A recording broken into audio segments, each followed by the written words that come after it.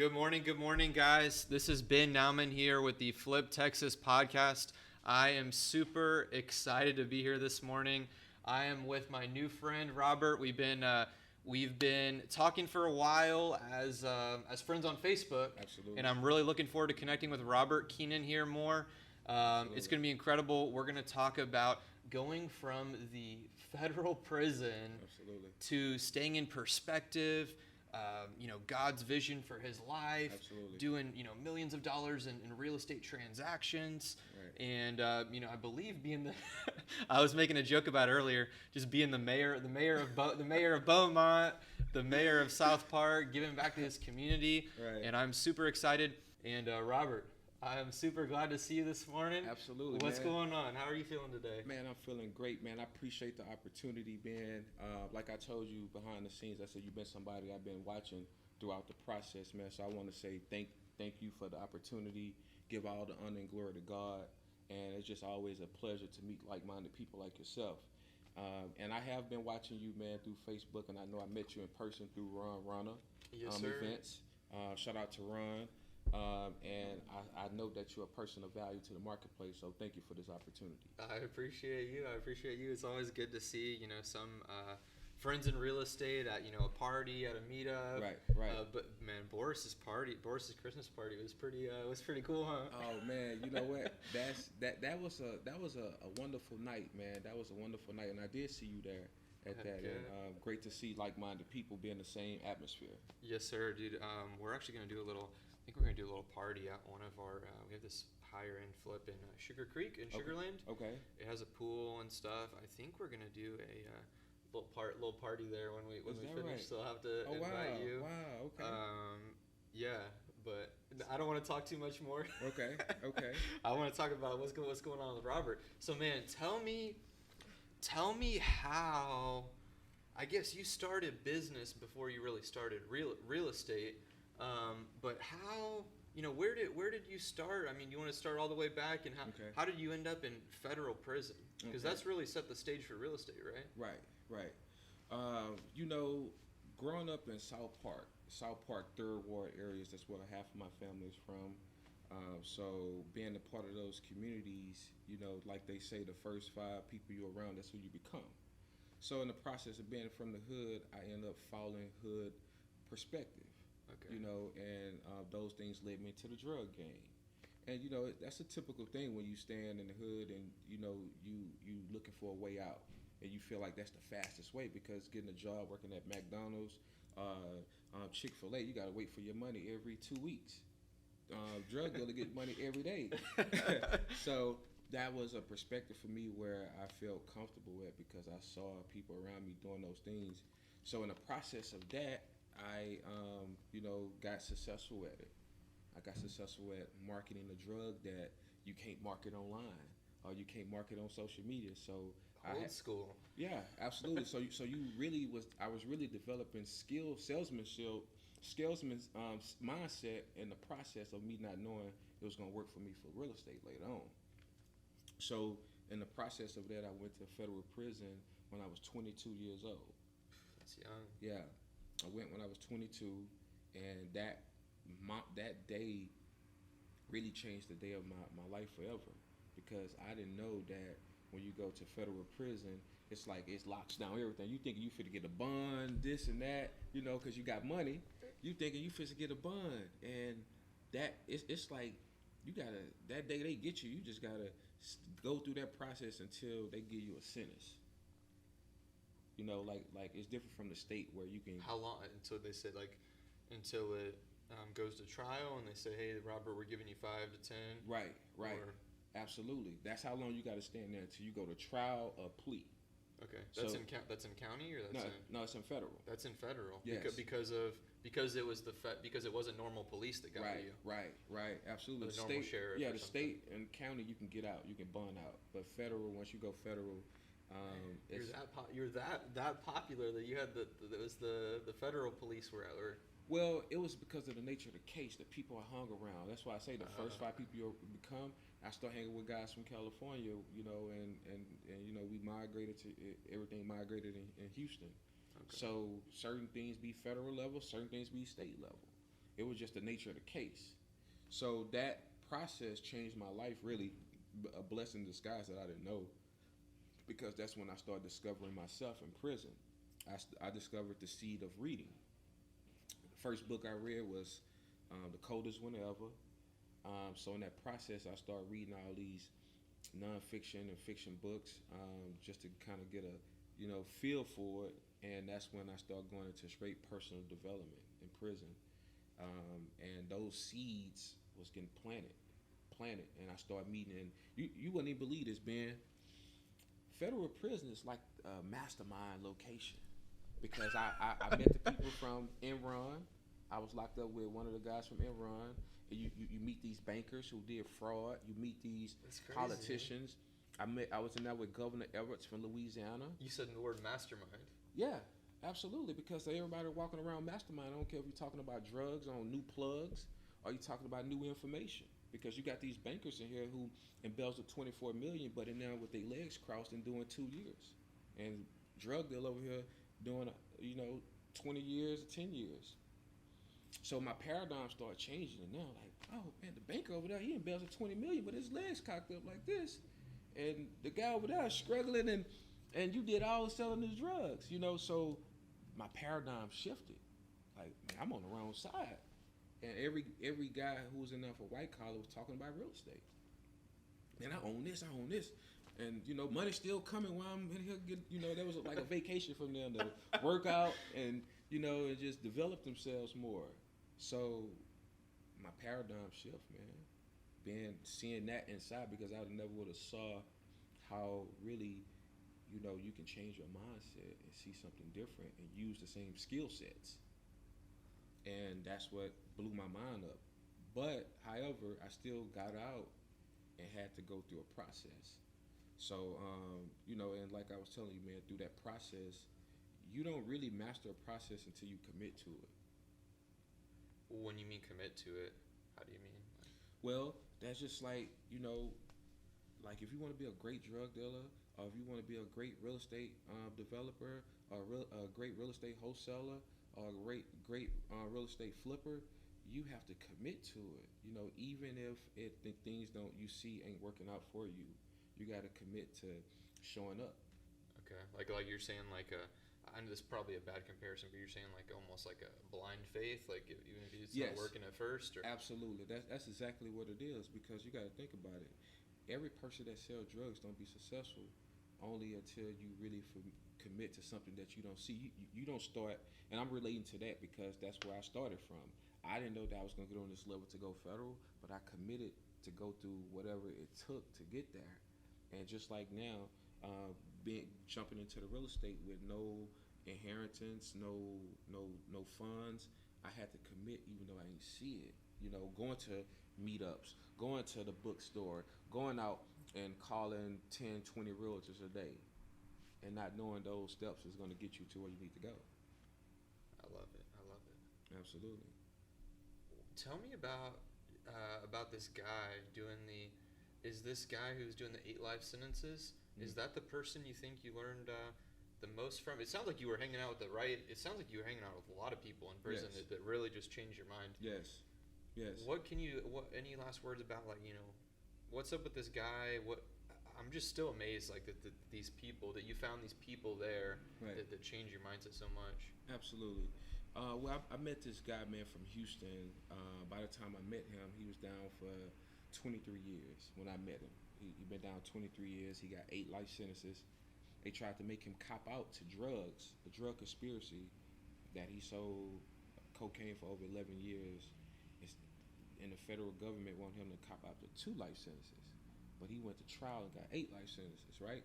So when I met him, you'll think a guy like that got so much pain, right? But what changed my mindset being in prison, that this guy still had the love for Jesus Christ. Walking the track with me after lunch every day. Because I was in there because when I came and met him in that time, I was there for a violation. And he knew I was a short time, so he knew I was from Houston. So he wanted to find me every day to get me to talk about the world.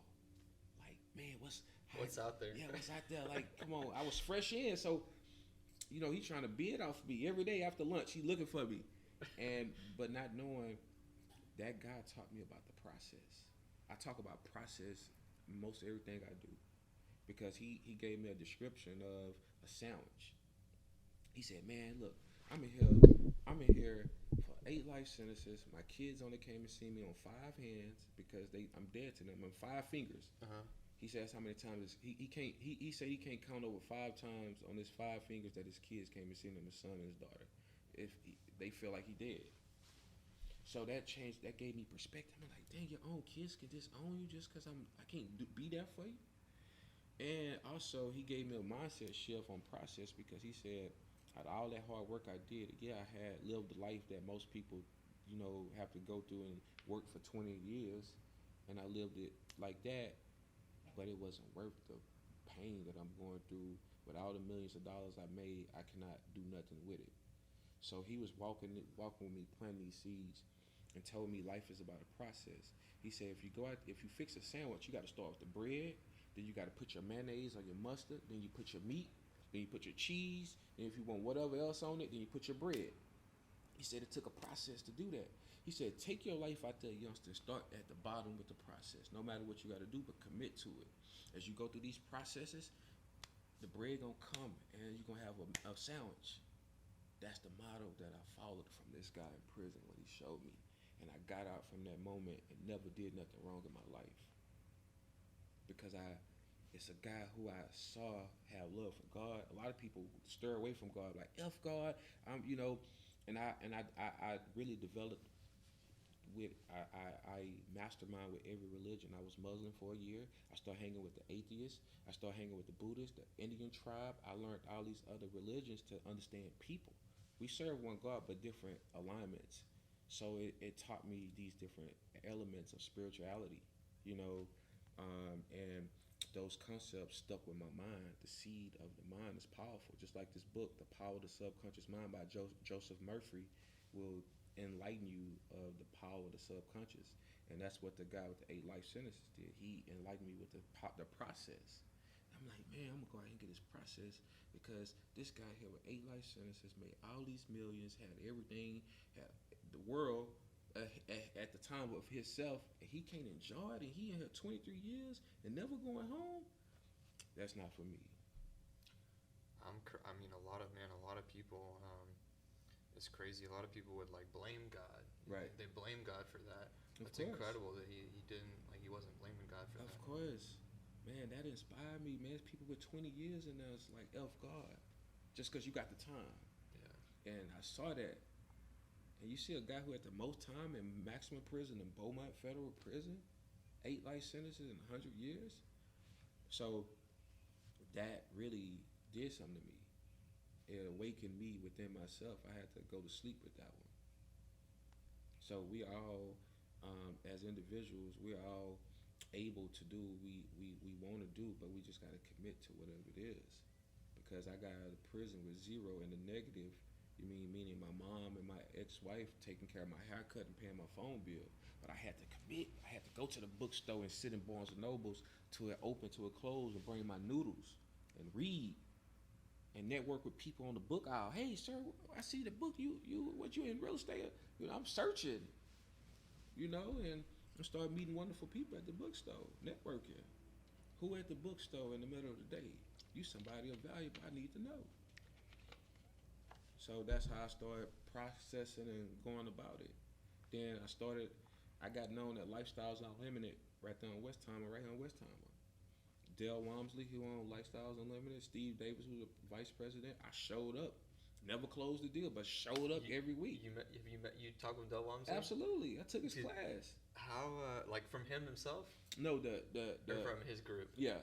Dude, that guy is, that guy is something else. Absolutely. He's a real high net worth guy here in Houston. Absolutely. Absolutely, yeah. Dale Walmsley was the guy that taught me the process. Don't reinvent the wheel. If you got a motto, don't reinvent it. Just follow that, man. Commit. It's like a commitment. They don't. I'll tell you what.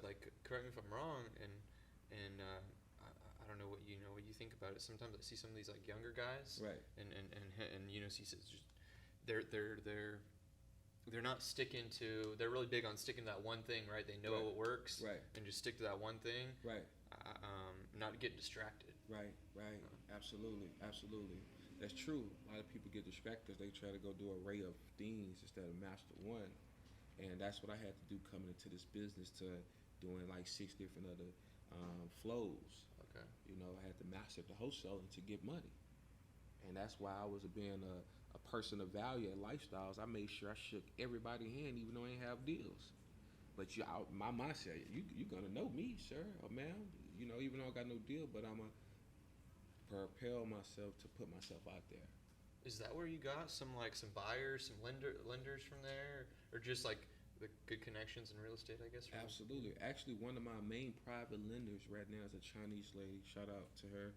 I can't say her name because y'all boys might be trying to find her and get that, private money. I need to keep that to the side.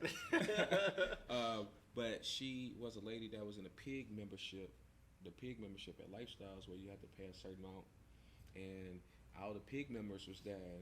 And this night they had a meeting for them, but I snuck in because I knew so many people, by going every week. So they had let me in on their class, and I ended up meeting all these pig members. And these are the people that paid $10,000, $15,000. So I said, oh, these are the people with the money. Free events, you get free results. People that pay for our membership, those are committed people. Mm-hmm. So ended up meeting this Chinese lady and met many other buyers from there that I built a lot of people up in the process, and not knowing that those people was going to turn out to be my private lenders some years later. So that's how wonderful those Dale Walmsley events been for me. Yeah. Incredible. Absolutely. But they're not correct me if I'm wrong, their main business isn't, obviously isn't the wholesaling. No. So did you just learn that how did you get to becoming incredible at wholesaling? You start with the no money. Mm-hmm. What did that journey, cuz I believe now you're buying I believe now you're buying properties cash. Yes. And your owner financing them. Yes. Absolutely. But you didn't have the money to do that from the start. No, absolutely. Or to buy all these rental properties. Oh, right absolutely from not. the beginning. No. That starts because, like I said, I told you I came in with nothing. Only my persistence and only my know-how and my communication skills. And by having those core values that I emulated from the drug game that I didn't know that I had, this salesmanship, this negotiation tactics, and this execution point. And I started just correlating those into my life, man. And, wholesaling, I remember my first deal that I used to call green sheet all the time.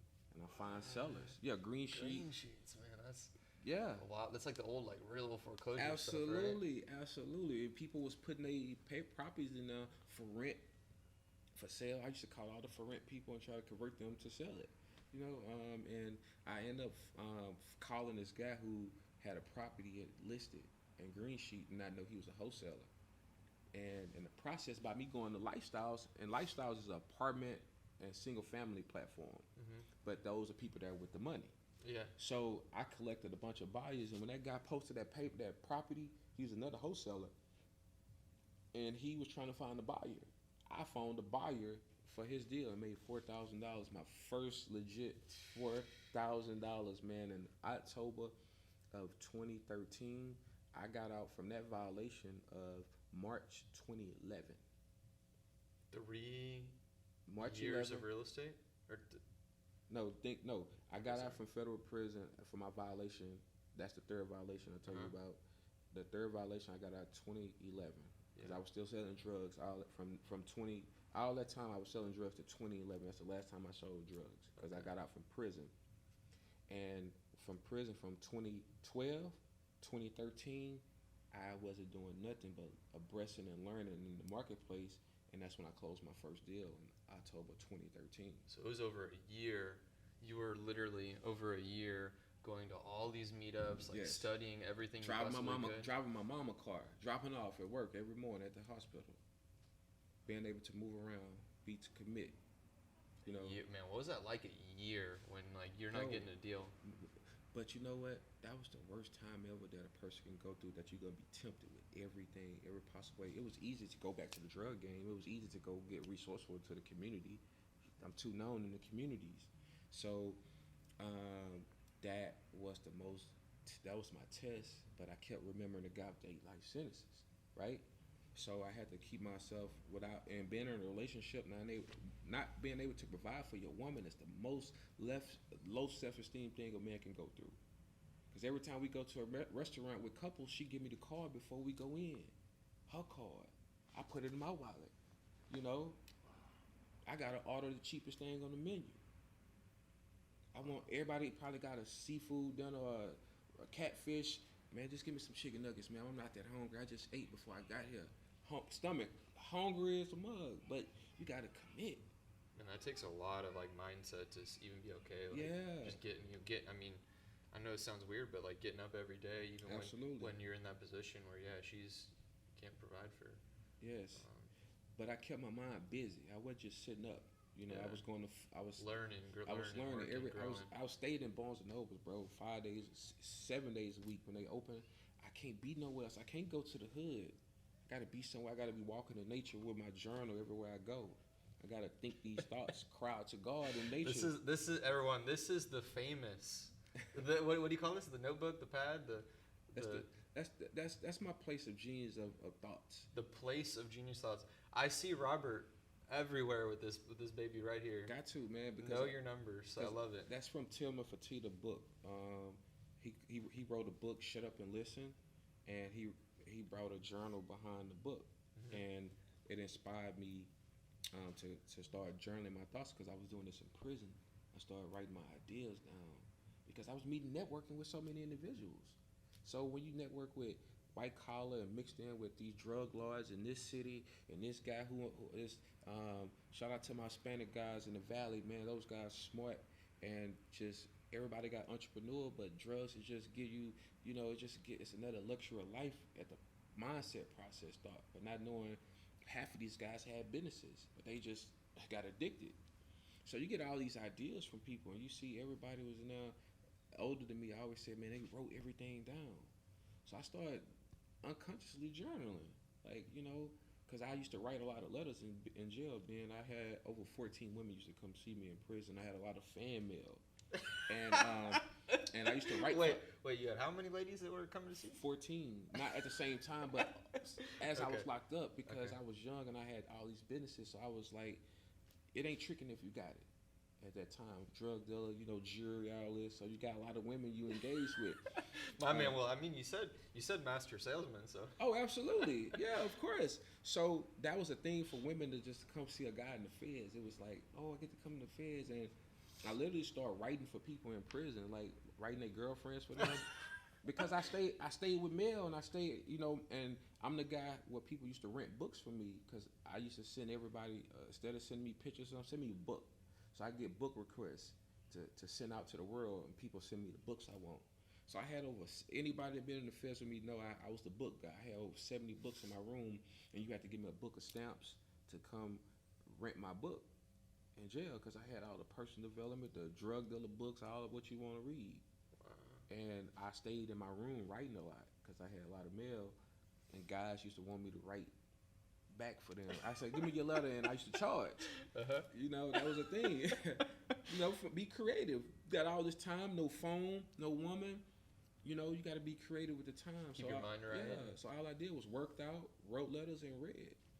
What do people? I got a question. You see stuff in these movies, but probably two questions. Mm-hmm. And what is working out like in there? Is it do you just have enough room to just do sit-ups and push-ups, or do they actually have you go out and they have some benches? Absolutely.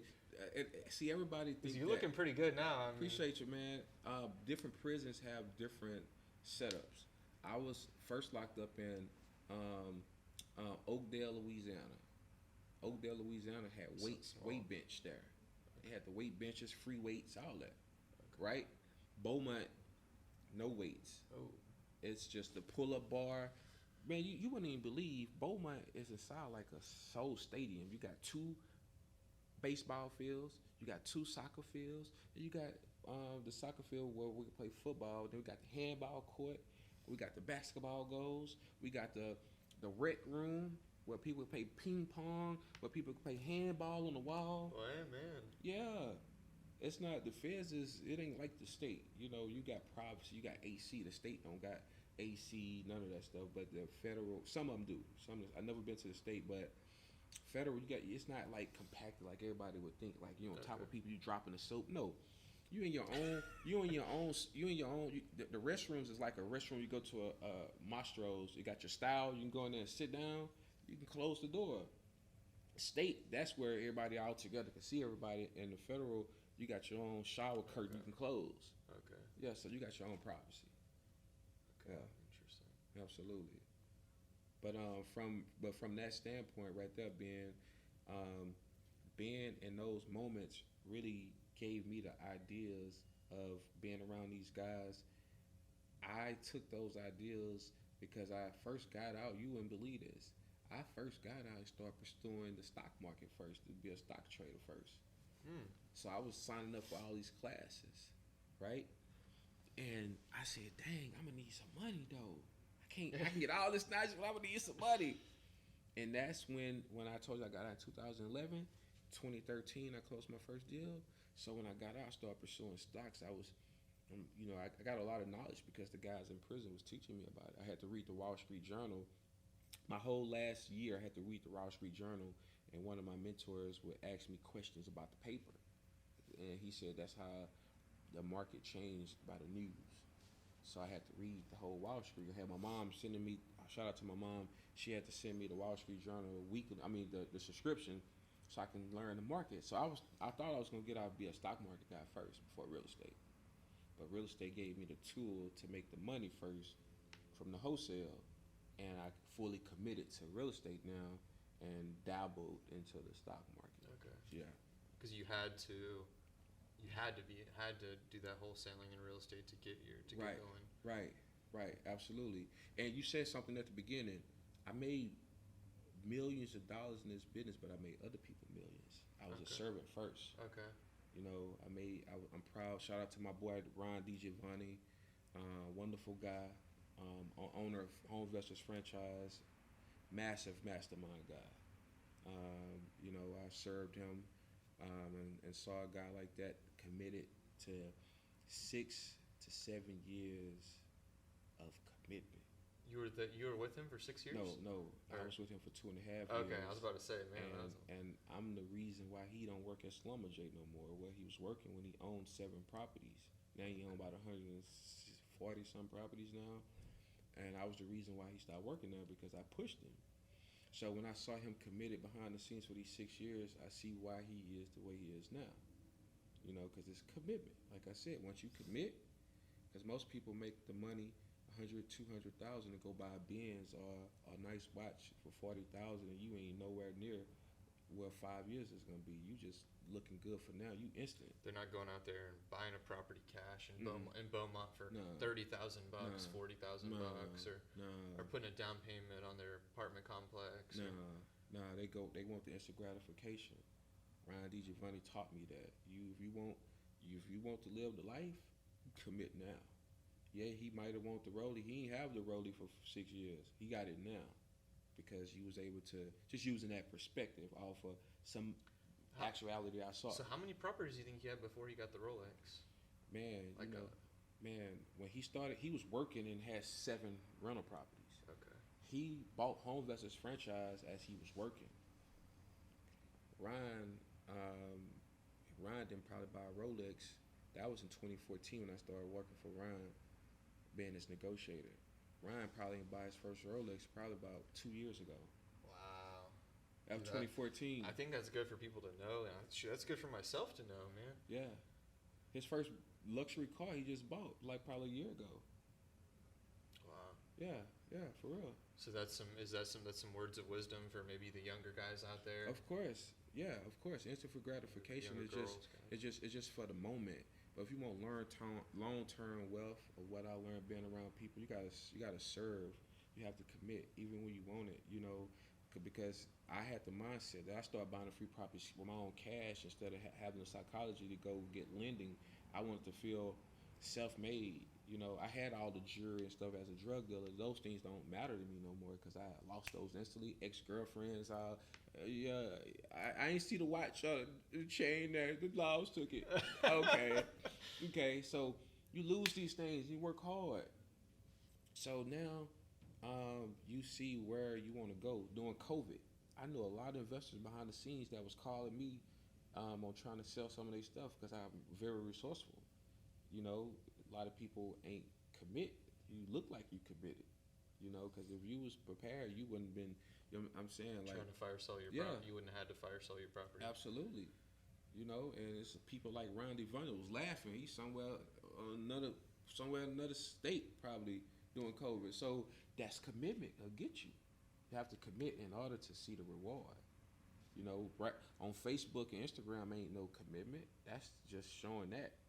It's behind the scenes that's gonna get you there. The moves you make. And when I discovered this book that you got back here, y'all need to go get this book by the way. One day we will either come to Mitch Stevens' place and Right. do a podcast with him, or Right. we'll get Mitch Stevens here and do a podcast. Absolutely. You know who can get Miss Stevens? Who can get Miss Stevens on the spot? Landon Rossington. Oh, Yeah. really? Okay, they're Yes, friends. Yes. Okay, Yes. I'm not super close with Landon. I know some friends that are friends with him. Are you friends with him? Yes. Okay. Yes. Absolutely. Landon's a great resource guy. He another mastermind too, that I used to do. And speaking of Landon, when I got out, I ran landing company as well. That's why I say being a servant.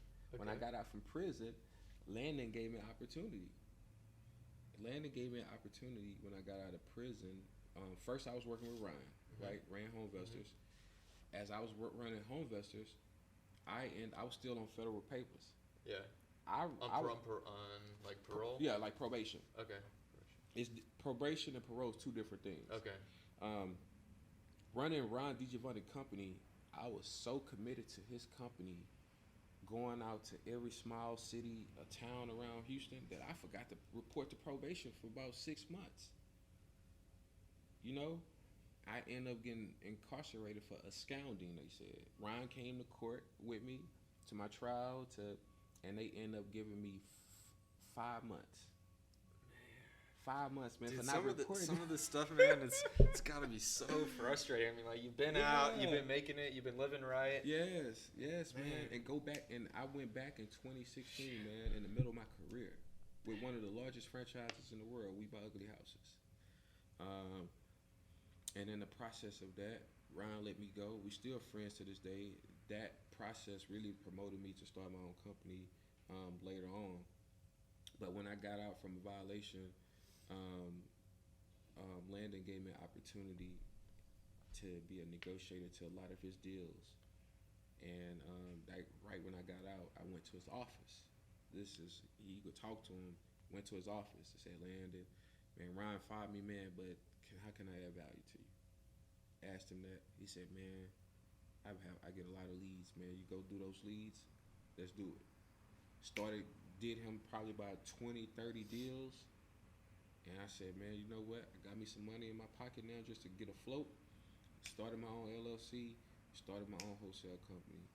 Then that's when I took off because I was planting seeds along the way because I was already into the marketplace already. I used to listen to Les Brown, Tony Evans, Jim Rohn, Brian Tracy every day on YouTube. That was a daily ritual. So I was already making 45 to 81 calls a day to people to the marketplace. So I started knowing a bunch of realtors and so as I went through that process, I developed the skill sets that, I didn't know that I was developing, working with Ryan, working with Landon, and still do business with Landon, and I still do business with Ryan to this day. If I get a deal, I just want to bring a deal to somebody that gave me opportunity, even though I know I can buy it. I love that. I'm a relational guy. If I know I can buy a deal myself, I'm gonna call somebody and say, hey, you know what, Ben? Man, I got this deal for $66,000. Man, can you give me? Let's do a deal, man. You wanna give me 76? Let's do a deal. This is where I'm at. And I started to develop a relationship like that with people strategically. Man, I'm at this price. I'm showing them what I got it on the contract, but pay me for my value. I don't want to lip wrestle. and say I got it for this price and put 20,000 on it. Then we got to play these lip wrestling games. Mm-hmm. Look, man, I got it for this. Can you give me this price? I'm showing you the contract. Okay. And you know what? I did more deals like that. I show my people and I build strategic. I can't do everybody like that because they're going to try to lowball you. Man, no, man, don't play with me. My value to this marketplace. So I started showing upfront contracts to people. And that's what developed my skill set. Then after I worked with Landon, then I started developing my own company. And now, glory to God, I'm a part of 21 Notes, mixed with rentals. You know, in that perspective, and other little things that I don't want to say because God is still working on some things for me behind the scenes, things that I wrote down, and I develop any flip properties I do. I got strategic partners. I don't want to be a flipper and go out there and check on windows and roofs. I get properties through my company. I partner with people and we do a back end on that.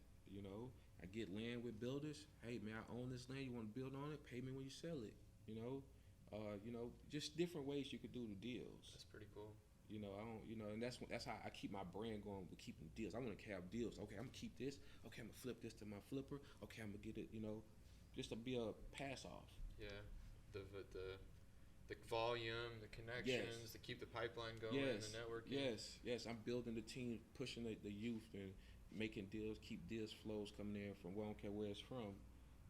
So that's what developed my skill sets from all these events. What I told you, from home investors to landing, back to being a drug dealer. So I combine those things, and I'm still refining myself. I could do better, but I'm still refining the process because I'm good at producing, not with all the technology stuff. And that's why Henry Ford used to always hire smart people around him. So I'm still working on that, but it's coming along. Incredible. What do you? I know this might be a little off topic. Okay. What do you think about the Houston market compared to the Beaumont market? And what do you think about I saw something on your Facebook. I don't know if you're living here now or in Beaumont now. What do you think about the real estate market here versus Beaumont, and then like living in here versus Beaumont? Man, great question. Because it's different. I know it's different. Absolutely. No, great question because, man, Houston is becoming like California right now, man. Prices are skyrocketing up, bro. Like, man, every deal that I have got in Houston is probably 7. The value. I had a house in Sugarland. That's how I knew the market was crazy. I had negotiated a house in Sugarland. I had my lenders lined up. The lady was gonna sign the contract. The next day, a guy from California came and offered her $100,000 more on the house. Same house I've been working on for about 6 months from this lady. Her mom died. I say, dang, okay, the market finna go up like that.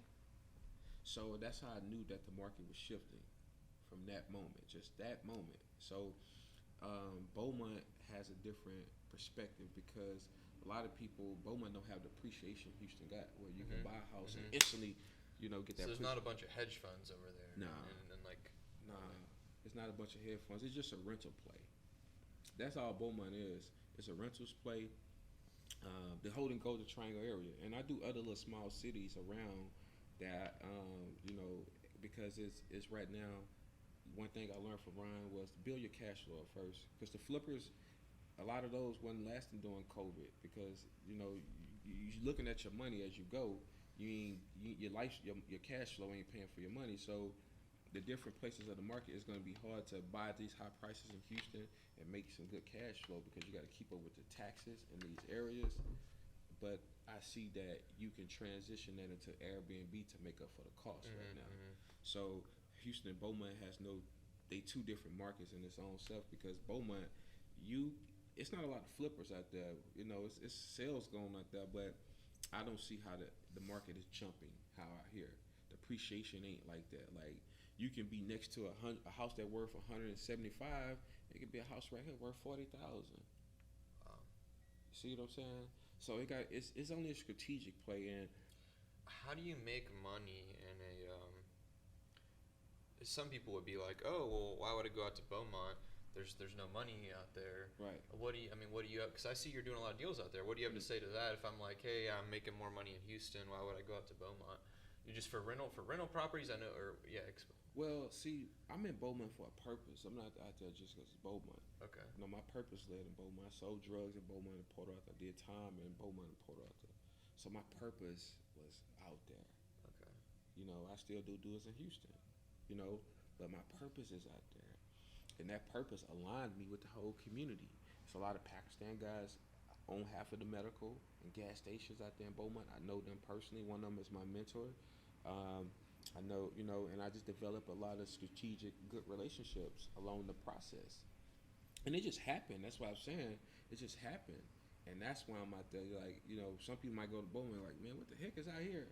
And I might not know, you know, because you can go, you got to find your own niche. Yeah, you got to find your own niche. You got to find your own niche, your own market. Because I be in different markets outside of Houston that's golden, more than Beaumont, but it's just my purpose out there. I got, you know, it's what you like. It's where you it feels like home for you. Absolutely. That's why, you know, and community. Of course, and I feel like I want to impact that community a lot, just because of me doing time and releasing a lot of drugs into those communities. I want to have a different perspective, not just on rental properties, man, and stuff like that. I'm really creating to partner with people through nonprofit organizations, because I'm creating transitional homes down there right now, partnering with the people in the community. And my transitional homes ain't just gonna be just to get out and stay here. No, we're gonna have curriculum programs, skill set programs.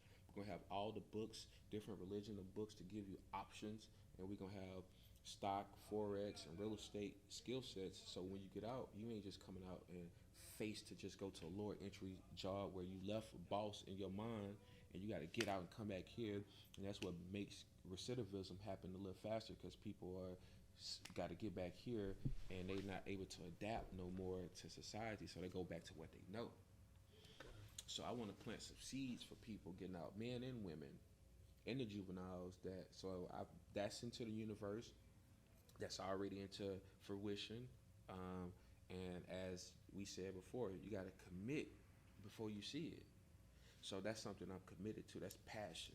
It's, even though you're gonna make some little revenue from it in the process, because I did time in a halfway house, federal halfway house. So I know where, room for improvement. Yeah. Yeah. So that's one of my passions, man, to pour people, build people. That's what I want to do for the next. I'm building for expansion within, and it's other things I got to do, not for me. It's just some other things that I have to do. You know how you can come out here, make millions of dollars, and travel. People feel like that's success. That's not success for me. Success is, to me, is to come back out here and impact people and get them new ideas of opportunities. Because that person that probably would have went back to start robbing or selling drugs, now he impacted 3 people, and those 3 people probably impact 12 or 80. 200, so that's the seeds I want to plant, and that's what I'm committed to. I love it, Robert. So moving forward, you're focused on giving back. Mm-hmm. You're not focused on a certain dollar amount that you're trying to do in real estate or primarily. Nah, man. Seems like. Nah, man. When you lose everything from just think about it. Think about this. I was 22 years old. I was worth hundreds of thousands of dollars. Not just in cash, not including the jury and the businesses. That same day, I lost everything. I was about to rescore that morning. I had the money in the closet in one of my bags that I was going to go score that day. It was $100 and some thousand. The government put 60 some thousand that was confiscated on my paperwork. So you see that you did all this hustling, and your network could just go. You got to spend $25,000 to $50,000 on lawyers, and you got to take care of yourself and still take care of some bills while you're in jail. So now, dollar amount in real estate don't matter to me. Of course you want to be well off, but just having a dollar amount doesn't, just say some people say they want to be worth 60 million or something like that. Or I want to have 200 houses. Yeah, that's cool. That's personal. That's your cool. Not knocking that. I'm saying for me. Mm-hmm. Everybody have a different way of what they got for them. Of course, I want to be because in order to bless people, you have to be in position of influence and have the tools of wealth to be able to touch these people. So I'm in my building to expansion stage, so I can do more of the things that I want to do. So a dollar amount doesn't, mean a lot to me. It just what mean a lot to me how many people I impacted, who who I'm adding value to, and continue to be a person of value. I love it, Robert. Well, where is the best place for how and where is the best place for people to work with you, reach out to you? I know you're pretty big on Facebook, right? Well, yeah, I'm more on Instagram more than Instagram, Facebook. okay. Facebook, I got to keep it a little PG-13 because of all my sellers and stuff and older people that follow me over there. I get a little radar on Instagram a little bit. Okay, you get off the radar on Instagram? Now I get on radar. You know how the movie is PG-13? Yeah. And it's radar R, rated R. How you say it? Explicit Yeah, or rated R. Yeah, okay. radar. And Instagram get that. And my link and my LinkedIn is under this construction right now because I'm new headshots, all that. Right Okay. now. Yeah, but Instagram, I'm on is on the real estate wealth builder, real estate / builder. Yeah, and Facebook, Robert Kennon on that. Okay. Yeah. And people, should people reach out to you if they, if they have any like deals in Beaumont or Absolutely. South Park or Abs- what's the best way for people to work with you or not or Okay, well, if you get, if it's deals in the whole Golden Triangle area, I have a wonderful, powerful team of people where to move with speed on, not just myself. If a person bring me a deal, I look forward to just not buy a deal, but to bring a solution to the deal so we can keep doing business. I want to be different because I got a beast mode mindset on bringing flows in. And to reach me is, I say you can go through, for now, you can go through Instagram or you can go through Facebook and inbox me, and we can go from there and see how we can add value to each other. Cool. All right, man. Well, I love it. Thank you so much for coming on, man. Absolutely. I love to speak with fellow Christ followers. Of course. And then also people with just great mindset. Of course. It's you've definitely been through different experiences than I have, and I feel like we all have different things to learn from different people. Right. Is there any last things you want to leave with the audience, or maybe what you would tell, or a couple things you would tell your younger self, maybe when for some of those people that maybe they're 22, 25, 22 or 25 out there. Absolutely. Man, I just want to say, man, first of all, I'm grateful for you putting a platform on like this to give value. You could be somewhere surfing, doing what you want to do. I know you're a person of value, doing tons of deals. I see how you move, man, but you are committed. That's what we go back to, commitment.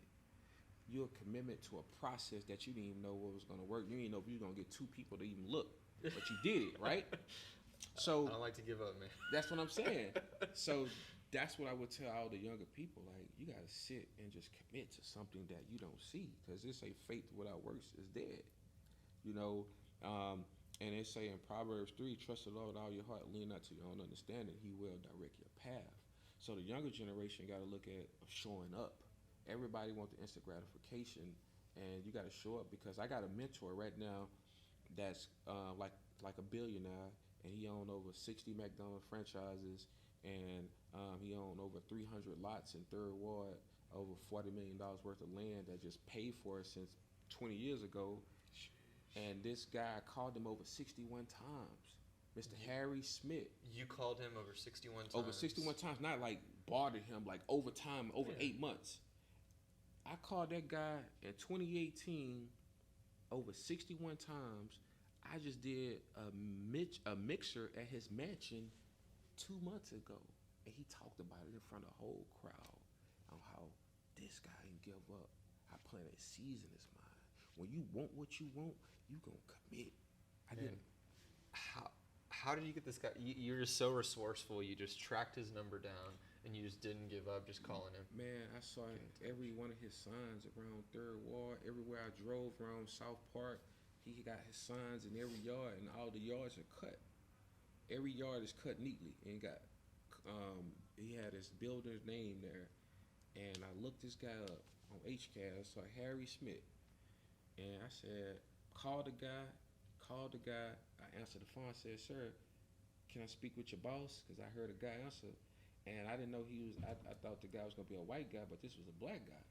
So that really inspired me because he was somebody from my community. I'm like, man, this guy. I looked him up on HCAT. I'm like, man, who is this? And I just kept going. I'm like, sir. And I started calling him, hey, sir. I started asking him questions and different things. And I kept, every time I called him, hey, sir, can I call you at a good time? The day I called him, it's in my journal. I called him one Saturday. Robert, did I catch you at a good time? I looked at the phone. He started laughing. And that's when he invited me to one of his foundation parties.